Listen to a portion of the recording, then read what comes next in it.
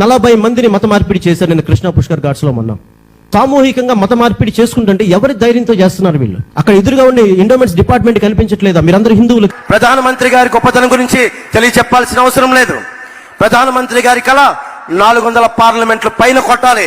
దాంట్లో భాగంగా మేమందరం ఎన్డీఏ కూటమిగా దక్షిణ భారతం ఆంధ్రప్రదేశ్ నుంచి ఒక పార్లమెంటు సభ్యులే కాదు, ప్రధానమంత్రి గారి కళ కోసం భారతదేశాన్ని సూపర్ పవర్ గా తీర్చిదిద్దే క్రమంలో మా ప్రాణాలను కూడా మీ కళకి మేము అర్పిస్తాం.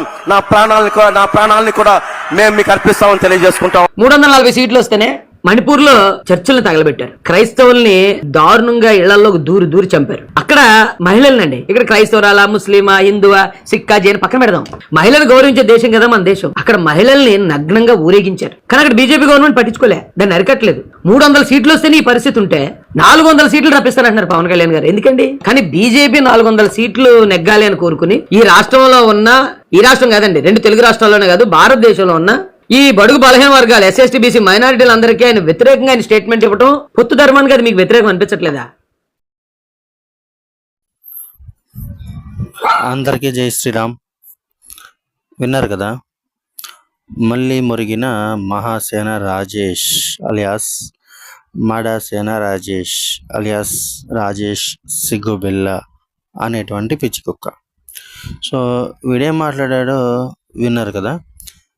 అక్కడ వీడెందుకు జన సైనికుల్ని మాత్రం, అంటే జనసేనని మాత్రమే ఎందుకు టార్గెట్ చేశాడు ఇక్కడ అంటే మీరు అర్థం చేసుకోవచ్చు.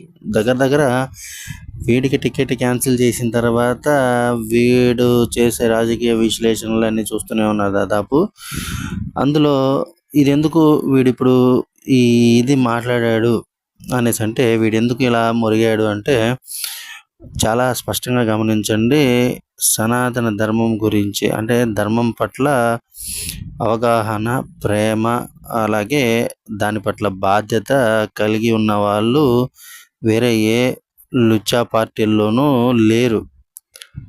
బీజేపీ అంటే ఇక మనకు తెలిసిందే, అది ధర్మం కోసం నిలబడ్డ పార్టీ. ఇక మిగిలినది ఏదైతే ఉందో జనసేన అనేది, అది దాంట్లో ధర్మం కోసం నిలబడి వీడు చేసిన లుచ్చా పనుల్ని వ్యతిరేకిస్తూ వీడిని స్వచ్ఛందంగా అందరూ బాయ్కాట్ చేసే ప్రయత్నం చేశారు. అది కూడా జనసేనలోనే.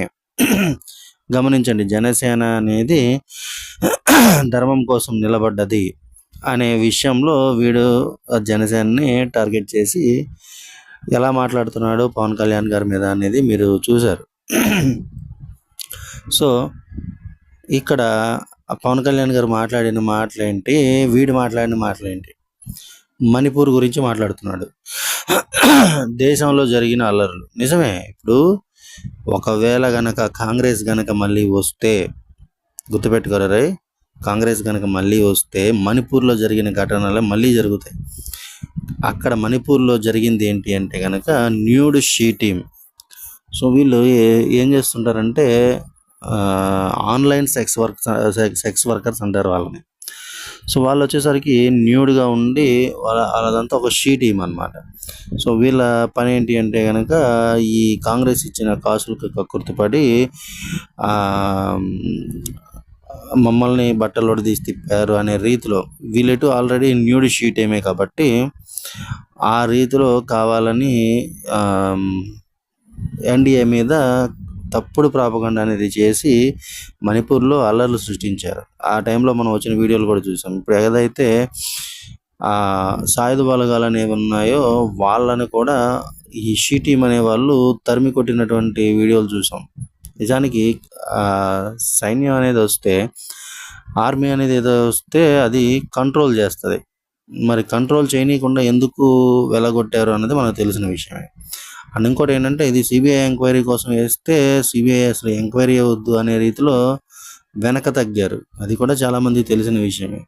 ఇప్పుడు ఇదే బూచిని చూపించుకొని ఆంధ్రాలో ఇప్పుడు ఏదైతే కూటమి ఉందో, టీడీపీ, జనసేన, బీజేపీ, దానికి సంబంధించి కూటమి అనేది ఏదైతే ఉందో ఇప్పుడు దాన్ని పైకి రాకుండా చేయాలనే ప్రయత్నంలో భాగంగా మన జలగగాడిని గెలిపించుకునే ప్రయత్నంలో ఎవరైతే వీళ్ళందరూ ఉన్నారో సో క్రైస్తవ మతోన్మాదులు కూడా నేను ఇంతకుముందు చెప్పాను, వాళ్ళు పాస్టర్లు అనేవాళ్ళు ఆల్రెడీ ఒక క్లారిటీ ఇది ఇచ్చేసారనమాట. మీరు మణిపూర్ ఘటన గుర్తుపెట్టుకోండి అని. ఖచ్చితంగా హిందువులందరూ కూడా గుర్తుపెట్టుకోవాలి మణిపూర్ ఘటనని. దాన్ని బట్టి ఓటేయండి. Thank you. జై శ్రీరామ్. భారత్ మాతాకి